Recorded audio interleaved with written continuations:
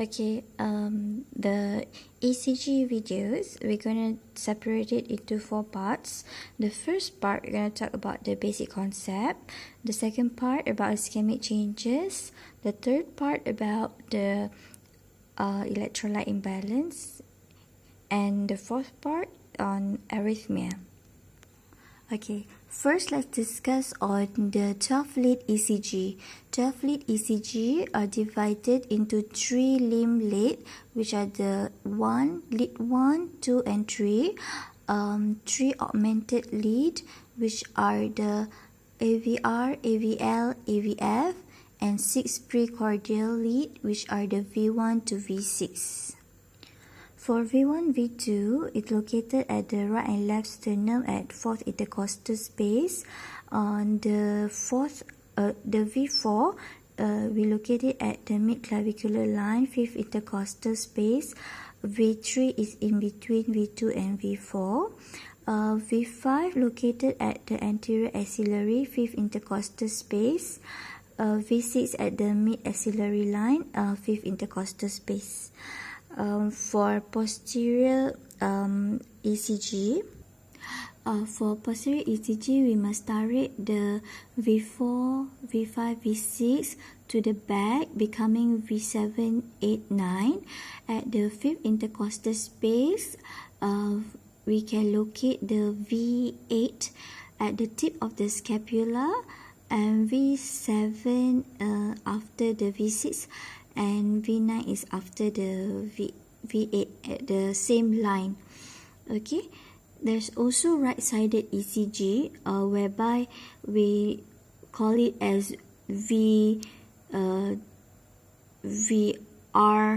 V3 to 6R. Okay, for example, okay, the patient V1 and V2 is no need to change the position, is the same as the normal left side, right and left. Okay, and then just move the 3, 4, 5, 6 to the right side. Okay, to swap to the right side. Okay, this is the vector concept as shown earlier. Pay attention on the plane and also the degree. On ECG, we can see deflection. Deflection means if it is positive, the electrical current is going towards the leads. However, if deflection is negative, it is away from the lead. For example, the QRS lead for lead V1 and V2, it is negative deflection, whereas V3 is isoelectrical, V4, V5, V6 is positive deflection. Also, you can see here majority of the electrical activity of the heart goes to lead 2. Okay, and away from AVR. So in lead 2, it will be positive deflection, and AVR will be negative deflection. Okay, as you can see here, normal axis would be around here. The electrical conductivity will be around 0 to 90 degrees.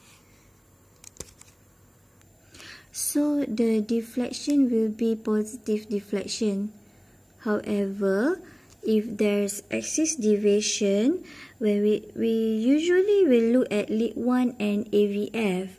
So this is because, as I mentioned earlier, the normal axis usually around this lead 1, 0 degree, and AVF 90 degree. So you can see here, if normal axis, when lead 1 is positive, AVF positive. If there's possible left axis deviation, lead 1 will be positive, AVF negative. Okay, it will be at the left upper quadrant. if there's right axis deviation, lead 1 negative, AVF positive, you will be at the right lower quadrant. If there's extreme axis deviation, lead 1 negative, AVF negative, it will be at the right upper quadrant. The cause of axis deviation can be divided into structural problem and conduction problem. Structural problems such as MI, LVH, cardiomyopathy, conduction problem such as heart block. Now let's discuss on ECG interpretation. First, you interpret the rate, rhythm and axis. Okay, number 2, you interpret the morphology and intervals. Okay, P wave means atrial depolarization. QRS complex means ventricular depolarization. Q wave is absent in V1 and V2. R wave, V1 to V3, it's going higher. V3 is isoelectric. V4 to V6 is going lower. Spike T wave we can see in hyperkalemia. Long QT we can see in hypokalemia, which will result in torsade de poids. Later on we will discuss on that. U wave you can see in hypokalemia. High J point or ST elevation we can see in MI. Okay, from ECG, one big box has 5 small boxes. Okay, 1 second is 5 big boxes. 6 seconds is 30 big boxes. So 1 minute is the 300 big boxes. We can calculate the rate if it is a regular rate by the formula 300 divided by the number of big boxes in between R and R. Calculate berapa boxes here between here. Then you can get how many beats per minute. However, if the rate is variable, you can use the 6-second method, whereby the formula is 10 times the number of R to R in 30 big boxes. So you can see here, like 30 big boxes from here to here lebih kurang, and how many R to R.